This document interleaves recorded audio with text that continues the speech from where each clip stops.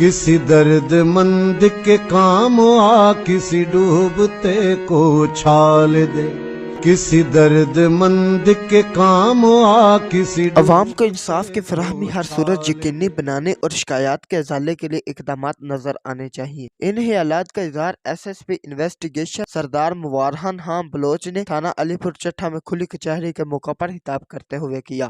انہوں نے کہا کہ مقدمات کی تفتیش میں میرٹ کی بالادستی کو یقینی بنایا جائے، مقدمات کا اندراج بروقت اور درست خطوط پر کیا جائے۔ عوامی خدمت کے سچے جذبے سے ہی ایک پرامن اور جرائم سے پاک معاشرے کا قیام عمل میں لایا جا سکتا ہے۔